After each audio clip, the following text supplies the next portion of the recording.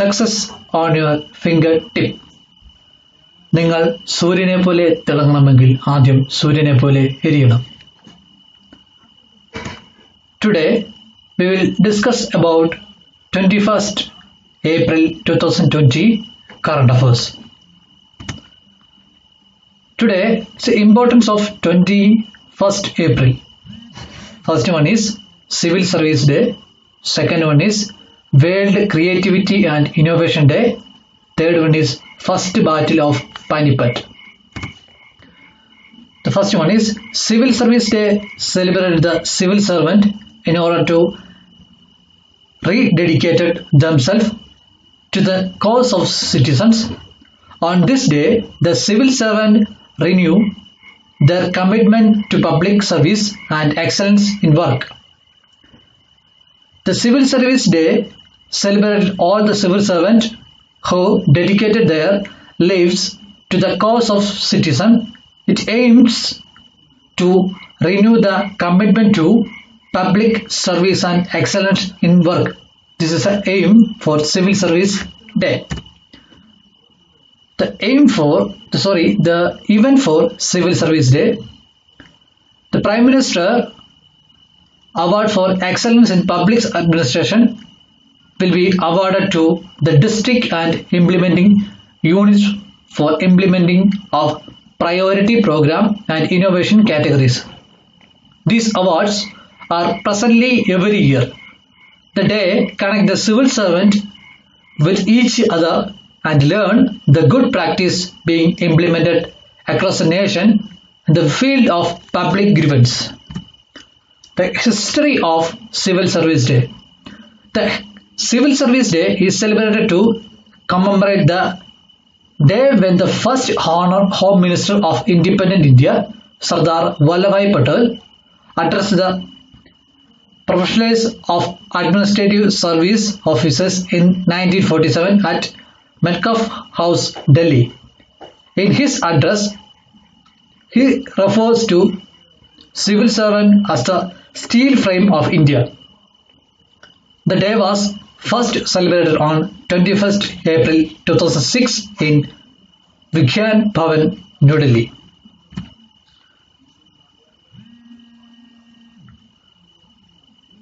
World Creativity and Innovation Day aim to encourage people to generate new ideas to make the world a better place to live in.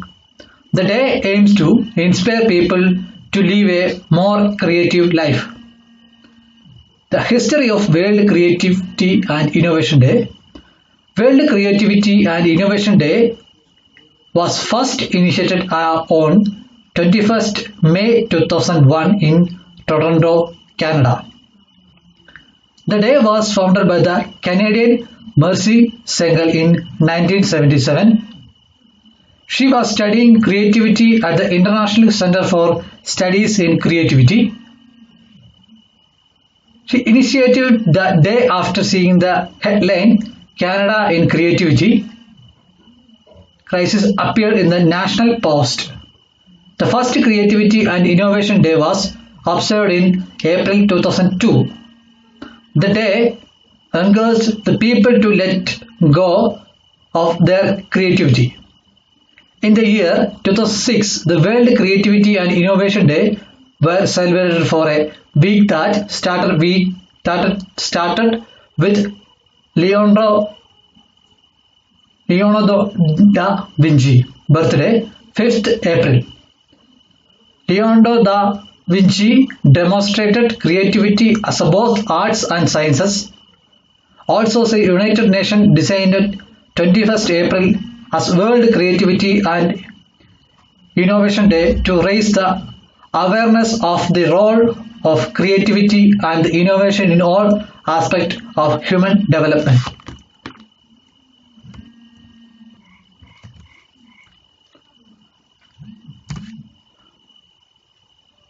Then, First Battle of Panipat. On 21st April 1526, the First Battle of Panipat took place between the invading force of Babur and the Lodi Empire. The fight between Babur and Ibrahim Lodi plays near Panipat. This battle saw the emergence of Mughal rule and gave the stronger foothold on the subcontinent.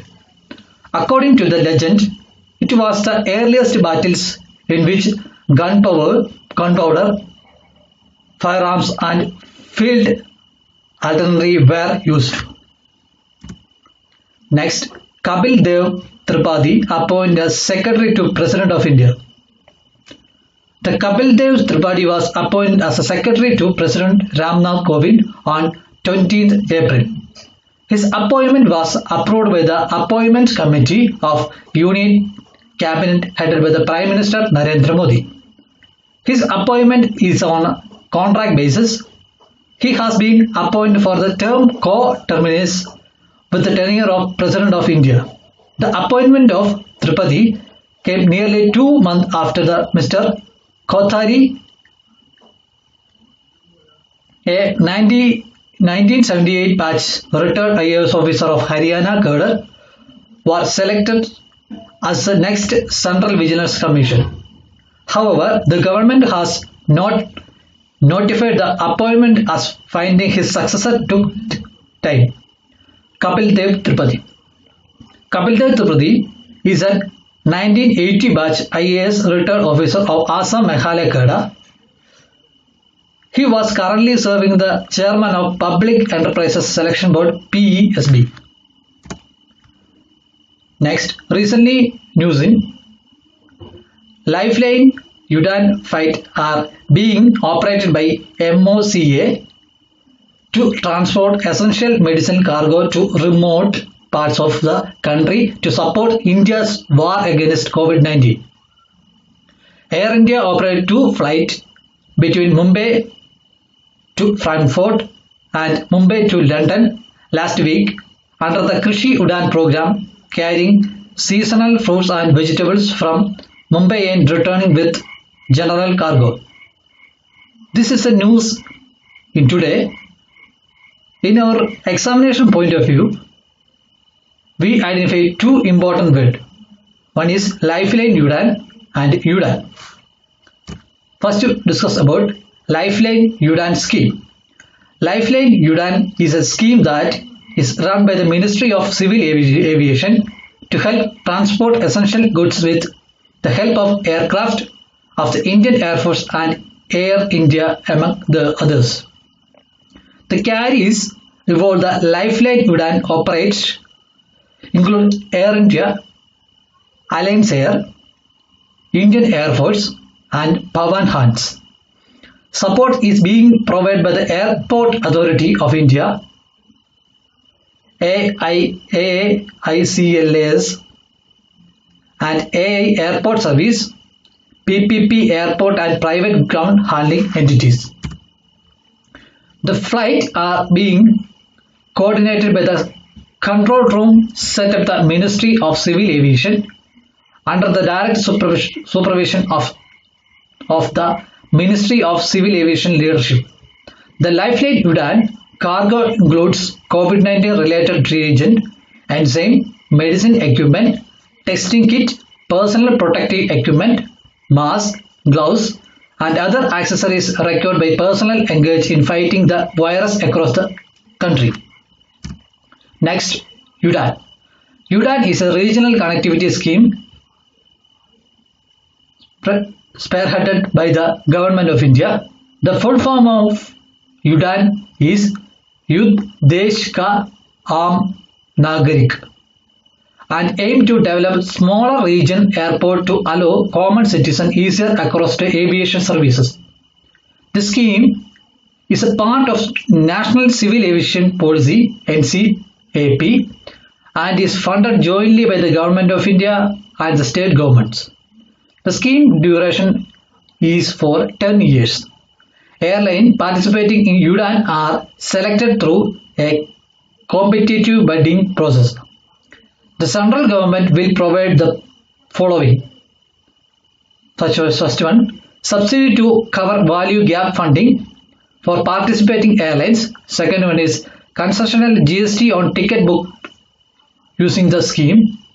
Third one is code sharing for flight under the policy. Next, recently in news, the Internet and Mobile Association of India on 20th April 2020 said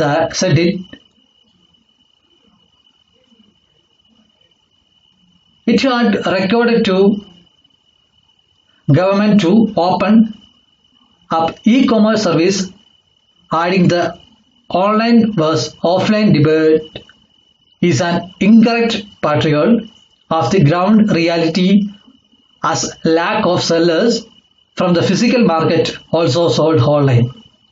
This follows the last minute announcement by MHA Ministry of Home Affairs on Sunday limiting the e-commerce to supply of essential goods, even as companies prepare to scale up operation based on an earlier order. This is a news. In our examination point of view, the three important terms is very important. First one is e-commerce. Second one is the Internet and Mobile Access Association of India. Third one is Societies Act. First we want to discuss e-commerce. In the current crisis, the only priority is emphasis on social distancing, and e-commerce can support India's first fight against COVID-19. After nearly a month of lockdown, the debate is not necessary between what is essential and what is non-essential. The real debate is how not to chop demand comparatively when the country is going through a health crisis. The key to returning to normal was the fulfillment of consumer demand, which under the present public health crisis could be effectively done through e-commerce. Second one is IAMAI. Internet Mobile Association of India, IAMAI, is a non-for-profit industry body registered under the Societies Act. Its mandate is to expand and enhance the online and mobile value-added services sectors. IAMAI is the only specified industry body in India representing the interest of online and mobile value-added service industry. The main purpose of IAMAI is to improve and expand to value-added service pertaining to mobile and several online services. Next one is Societies Act. The Societies Registration Act 1860 is a legislation in India which allows the registration of entity generally involved the benefit of society, education, health and employment, etc. The British Indian Empire, with a wish to encourage such activities and to promote the formal organization of group of like-minded people, incorporated the Act 21 of 1860. In other words, the Societies Registration Act 1860, 21 of 1860, which came into force on 21st May 1860. The Act continued until today, and being an Act of Parliament comes under the Right of Information Act, wherein the government is legally responsible to give any information requested by any citizen of India with respect to any society. Next news. Recently in news, India's recently adopted policy to curb opportunities take over the domestic companies goes against the principle of World Trade Organization. The spokesperson of the Chinese embassy in India said on 20th April 2020. This is the first response from the Chinese side after the Ministry of Commerce and Industry in an April 17 decision that imposed restrictions saying companies from countries that share borders with India can invest only under the government route. This is a news. In our point of view, the only one is important: World Trade Organization. World Trade Organization. The World Trade Organization is an intergovernmental organization that is concerned with the regulation of international trade between nations. It is the largest international economic organization in the world. The headquarters of World Trade Organization is in Geneva, Switzerland. The WTO deals with the regulation of trade in goods and services, intellectual property between participating countries by providing a framework for negotiating trade agreement and a dispute resolution process aimed at the enforcing participant adherence to WTO agreement which are signed by representative of member governments. The WTO prohibits discrimination between trading partners but provided exemption for environmental protection, national security, and other important goals. Trade-related disputes are resolved by independent judges at the WTO through a dispute resolution process. Next news. Recently in news, the tightened surveillance measures for stock market introduced on March 23rd for a period of 1 month have been ended until May 28th. In a statement on 21st April, the Securities and Exchange Board of India (SEBI) said that stock markets are expected to remain volatile in the near future on account of COVID-19 pandemic, and hence the measure had to extend. The important for examination point of view, that is SEBI. What is SEBI? The Securities and Exchange Board of India (SEBI) is a regulator of security and commodities market in India, owned by the Government of India. SEBI was established in 1988 and given statutory powers on 13th January 1992 through the SEBI Act 1992. The chairman is nominated by the Union Government of India. The two members, that is, Office of Union Finance Ministry, one member is from the Reserve Bank of India. The remaining 5 members are nominated by the Union Government of India. Out of them, at least 3 shall be full-time members. SEBI has to respond to the needs of 3 groups for constitute the market. First one, issues of securities. Second, investors. Third one is market intermediaries. SEBI has 3 functions rolled into the one body: quasi-legislative, quasi-judicial, and quasi-executive. It drafts regulation in its legislative capacity. It conducts investigation and enforcement action in its executive function. It passes ruling and orders in the judicial capacity. Through this makes it very powerful. There is an appeal process to create accountability. There is a Securities Appellate Tribunal which is 3 members tribunal. A second appeal lies directly to the Supreme Court. What is the powers of SEBI? For the discharge of function effectively, SEBI has been vested with the following powers: to approve a law of securities exchange, to require and securities exchange to amend their bylaws, inspect the books of accounts and call out periodical return from recognized securities exchanges, inspect the books of account of financial intermediaries, compel certain companies to list their share in the share one or more securities exchanges, registration of brokers and sub-brokers. Next, recently news in the Old Bridge developed crack which could lead to a major catastrophe with the intervention of DGBR and CE Aeronautic Expedition. Sanctions were obtained from Ministry of Defence and Arunachal government. Our point of view, exam point of view, the 3 things are very important. Tapogeo Bridge, second BRO, third one is the Subansiri River. First one, Dopo-Reggio Bridge. Bridge on the Dopo-Reggio River is a strategic link towards a line of actual control between India and China.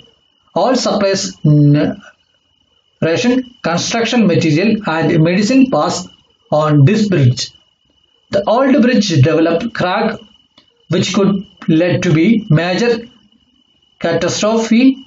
With the intervention of DGBR and CE Arunak, expedition sanction were obtained from the Ministry of Defence and Arunachal government. Work for construction of bridge began on 17th March 2020. After 27 days of 14th April 2020, the bridge was jacked down successfully and safely on the supports. The bridge was successfully upgraded from class 24 ton to class 40 tons. This will now allow heavier vehicle to pass, catering for not only army requirement but the future infrastructure development requirement of Upper Subansiri district. Next, BRO. BRO functioning under the control of Ministry of Defence since 2015. The BRO is engaged in the road construction to provide connectivity to difficult and inaccessible region to border area of a country. It is served by officers of troops drawn from the Indian Army's crop of engineers, electrical and mechanical engineers, Army service corps, military, police and army personnel and extra regimental employment, engineering service and personnel from the General Reserve Engineer Force. For the parent cadre of the Border Road Organization. Currently, the organization maintains operation in 21 states and Andaman and Nicobar Islands and neighboring countries such as Afghanistan, Bhutan, Myanmar and Sri Lanka. Next one is the Subansiri River. It is a right bank tributary of Brahmaputra River. It rises the Tibet region in Himalaya. It flow east and southeast through the lower Subansiri district in Arunachal Pradesh. And then south, the line Assam Valley, where they join the right bank of the Brahmaputra River in the Lakshmanpur district of Assam. The Subansiri River is also known as a gold river of the locals. This river is famous all over the world for its gold dust. Thank you. Think before you speak, read before you think. Prepared by Jay Kotanes, AEON Study Circle. If you join our study group, all social media, Facebook, AEON Study Circle, WhatsApp 9846024053, Telegram, AEON Study Circle, YouTube channel, AEON Study Circle. If you like this video, please share and support, subscribe and click bell icon. Thank you.